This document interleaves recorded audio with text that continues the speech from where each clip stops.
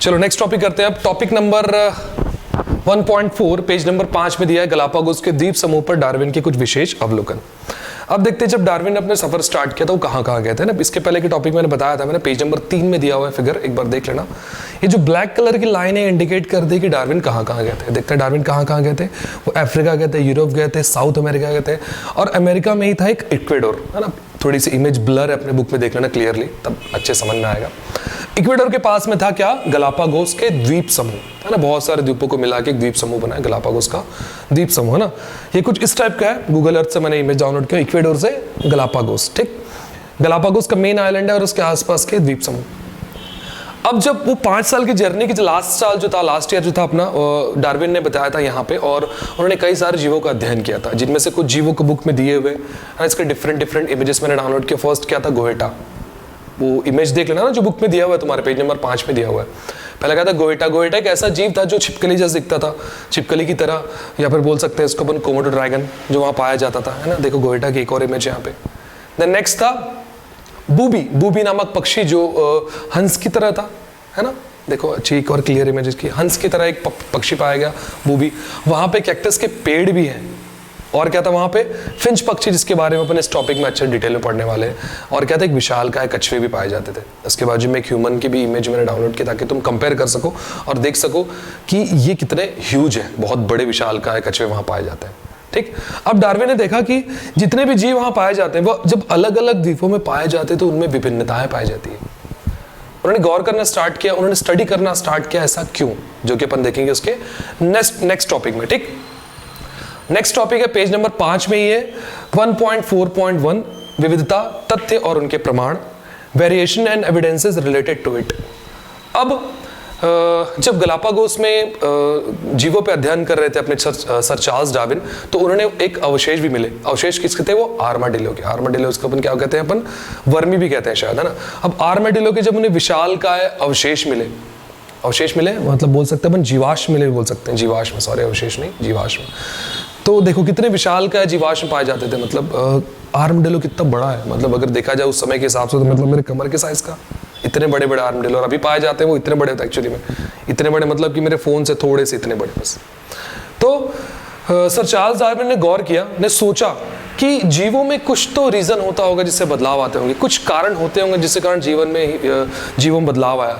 तभी तो उन्होंने कहा था, तभी तो उस रिसर्च के आधार पर उन्होंने कहा था कि हमारे पूर्वज बंदर नहीं थे, हमारे पूर्वज क्या थे, एप थे। एप से यहाँ तक का हमारा क्या विकास होता है, वैसे ही आर्माडिलो में विकास हुआ होगा। तो किसी न किसी कारण के तहत उनमें परिवर्तन आता है, या तो उनका साइज छोटा होता है या उनका साइज बड़ा होता है, या फिर उनमें कुछ ना कुछ परिवर्तन आता है, ठीक है। ये जीवाश्म देखने के बाद उन्होंने गौर किया था। अब उसी पेज पे एक और टॉपिक था, एक क्वेश्चन जैसा था, एक डॉट था, क्या था, जीवाश्मों के अध्ययन से हमें क्या पता लगा सकते हैं, हम मतलब जीवाश्मों के अध्ययन से हम क्या पता लगा सकते हैं। मुझे किसी स्टूडेंट ने कमेंट भी किया था कि सर जीवाश्म क्या होता है, तो जीवाश्म की डेफिनेशन देख लेते हैं। पृथ्वी पर किसी समय पर जीवित रहने वाले अति प्राचीन सजीव, जैसे कि डायनासोर बोल सकते हैं लोग, के परिरक्षित अवशेष, मतलब कि प्रॉपर सिक्योर किए गए अवशेष, या उनके द्वारा चट्टानों में छोड़ी गई छाप को पृथ्वी की सतहों या चट्टानों की परतों में सुरक्षित पाए जाते हैं, उन्हें हम जीवाश्म कहते हैं। सपोज कोई डायनासोर किसी चट्टान पे मर गया, है ना, और क्या हो गया, वहीं पे उसके अवशेष जमा हो गए, और फिर पत्थर का साइज बड़ा हो गया, या उस पर मिट्टी आ गई या पत्थर आ गए, जो भी आ गए, तो उसके अवशेष वहीं पे दफन हो गए। इसे हम क्या कहते हैं, जीवाश्म कहते हैं। देखो जीव प्लस अश्म, जीव जो पत्थर में पाए जाते हैं उसे अपन जीवाश्म कहते हैं, ठीक है ना। Back to the same question. अच्छा, एक इमेज मैंने डाउनलोड किया था, ये एक रेप्टाइल है, इसका जीवाश्म है ना। चलो, जीवाश्मों के अध्ययन से हमें क्या पता लग सकता है, जीवाश्मों के अध्ययन से हमें क्या पता लग सकता है, देखते हैं। ये मेरे हिसाब से जो मैंने सोचा, जीवाश्मों के अध्ययन से हम पता लगा सकते हैं पारिस्थितिक तंत्र का, कि परिस्थिति का आपस में कैसा जुड़ा हुआ है, कैसे जुड़े हुए हैं, ये हमें जीवाश्म से पता लग सकता है। नेक्स्ट क्या था, जलवायु अध्ययन। जीवाश्मों से अपन जलवायु भी अध्ययन कर सकते हैं कि उस समय की जलवायु और अभी की जलवायु में क्या अंतर है, आगे की जलवायु कैसे होगी। द नेक्स्ट, पृथ्वी की आयु कितनी थी, ऑब्वियस सी बात है ना।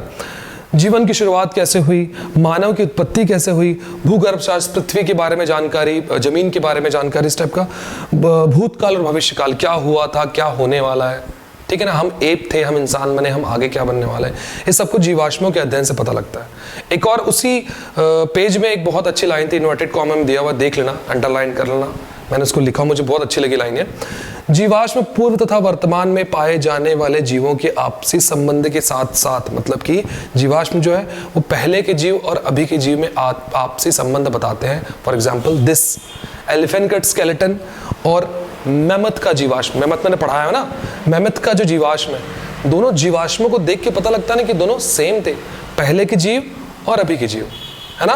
और के साथ साथ वर्तमान में पाए जाने वाले जीवों के आपसी संबंध को दर्शाने वाली महत्वपूर्ण कड़ी है। फॉर एग्जाम्पल एप के स्केलेटन मिलने के बाद ही पता लगा कि एप हमारे पूर्वज, ह्यूमंस, मंकी, चिंपैंजी सब कहीं ना कहीं एक दूसरे से जुड़े हुए थे। ये किससे पता लगा अपने को? जीवाश्म से ही पता लगा था। क्लियर है? हाँ, चलो अब अपन देखते हैं फिंच के बारे में पढ़ेंगे। ये सबसे इंटरेस्टिंग टॉपिक था हमारे सर चार्ल्स डार्विन के लिए, क्योंकि फिंच पर उन्होंने बहुत ज़्यादा स्टडी किया था, बाकी जीवों पर किया था, पर उस समय फिंच उनका एक बेसिक, फिंच पक्षी था, एकदम बेसिक कड़ी थी, बेसिक जीव था जिस पर उन्होंने स्टडी किया था।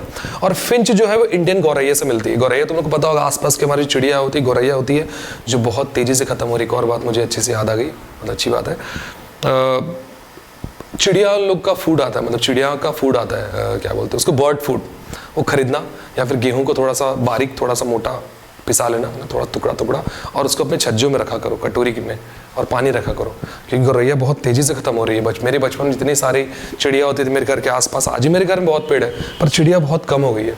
खैर, नहीं इसलिए बोल रहा हूँ क्योंकि सभी जीव आपस में जुड़े हुए हैं because of the food chain. अगर एक जीव गायब होगा तो दूसरे जीव पे भी इफेक्ट आएगा ही। तो ये हमारी कहने की नैतिक जिम्मेदारी है कि गौरैया को बचाया जाए। और मैं बहुत ज़्यादा लेक्चर मार रहा हूँ, मैं आगे बढ़ता हूँ। हाँ, जो फिंच है वो कहीं ना कहीं गौरैया जैसे मिलती है। ठीक, अब फिंच के कम से कम 14 से 15 प्रजातियों पर सर चार्ल्स डार्विन ने अध्ययन किया। अब वो 14 से 15 प्रजाति कैसे बनी?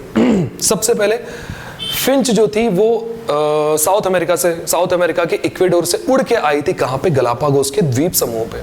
अब उनमें से कुछ फिंच इस द्वीप समूह पे, कुछ अलग अलग द्वीप समूह पे गए और उनमें उत्पन्न हुई विभिन्नताएं या विविधताएं बोल सकता हूं। विविधताओं के उत्पन्न होने के कारण उनकी इतनी सारी प्रजातियां बनी। ये गौर किया किसने? सबसे पहले सर चार्ल्स डार्विन ने।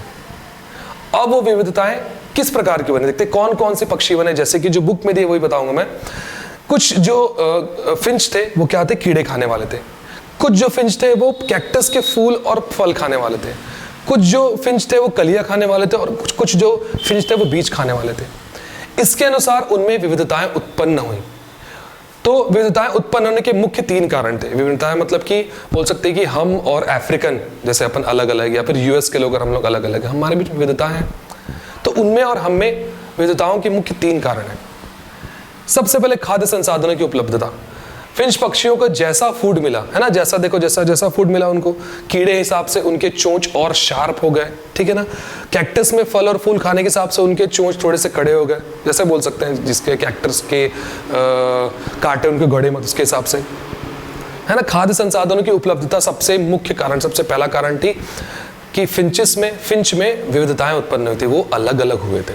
दूसरा कारण क्या था? कार्यों में विभिन्नताएं। उनको अलग अलग कार्य के हिसाब से, जैसे कि कली खाने वाले फिंच के कार्य अलग थे, है ना। बीज खाने वाले के इनको कठोर कार्य करना पड़ता था, फिर तोड़ने पड़ते थे, उसके हिसाब से उनके चोंच थोड़े से कड़े हो गए, मतलब उनमें विभिन्नताएं उत्पन्न हुई ना, ठीक है। कार्यों में अलग अलग कार्य होने के कारण भी विविधताएं या विभिन्नताएं उत्पन्न होती है। तीसरा कारण क्या था? जलवायु परिवर्तन। हालांकि द्वीप समूह के आसपास के जलवायु में ज्यादा परिवर्तन नहीं आएगा, पर विविधताओं का मुख्य कारण जलवायु परिवर्तन भी होता है, जिसके कारण ह्यूमन अलग अलग होते हैं। जैसे कि अफ्रीकन लोग बहुत काले होते हैं, खैर मैं भी बहुत काला हूँ। अफ्रीकन और अमेरिकन की कंपेरिजन करें तो वो लोग अलग क्यों हैं? क्योंकि उनकी खाद्य संसाधन अलग अलग है, उनके कार्य अलग अलग है, और उनके जलवायु परिवर्तन अलग अलग, इसी कारण उनमें विभिन्नताएं उत्पन्न हुई हैं। वैसे ही फिंच के साथ में भी हुआ था, ठीक है। अब मुख्य 3 विशेषताएं होती हैं, मतलब कि जो परिवर्तन जब विविधताएं उत्पन्न होती है तो 3 टाइप से होती है। 3 चीजों में मुख्यतः परिवर्तन आता है। सबसे पहले चोंच, पंख और पंजे, बोल सकते ना पहले। जैसे हम में और अमेरिकन लोगों में अगर कंपेयर करें तो मुंह, हाथ और पैर बोल सकते हैं, है ना। तो चोंच, पंख और पंजे अलग हुए सबसे पहले कार्यों के कारण चोंच अलग हुए, उनके पंख अलग। अगर किसी को ज्यादा दूर उड़ना था तो पंख बड़े हो गए, अगर किसी को कम दूर उड़ना था तो पंख छोटे हो गए, तो बहुत सैकड़ों साल लगे हो ना, एकदम 1-2 साल में नहीं हुआ होगा। पंजे, किसी को अगर कड़ा कार्य करना हो तो कड़े पंजे, हल्का कार्य करना हो तो हल्के पंजे, इस टाइप के। तो 3 मुख्य विशेषताएं थी विविधताओं की, ठीक है ना। पर जितने भी प्रकार के विभिन्नताएं उत्पन्न हुई फिंचेस में, जो कि कहां से आए थे, अपने इक्वेडोर से उड़ के गलापागोस में आए थे, जितने भी विभिन्नताएं उत्पन्न हुई होगी इनमें, पर अपन कह सकते हैं कि ये अपने पूर्वजों से मिलते हैं, है ना, कि कहीं ना कहीं ये अपने पूर्वजों से मिलते ही हैं। इसे ही हम क्या कहते हैं, सजातीय लक्षण, जो हम करेंगे इसके नेक्स्ट टॉपिक में। ठीक है, तो फिलहाल के लिए बस इतना ही, और किसी को अगर ज़रूरत हो तो फिर कमेंट बॉक्स पे कमेंट कीजिए, और मैं वीडियो थोड़े जल्दी ही लाऊंगा। ठीक है, इस मंथ मैं कोशिश करूंगा कि 3 चैप्टर खत्म हो जाए। ठीक है, थैंक यू।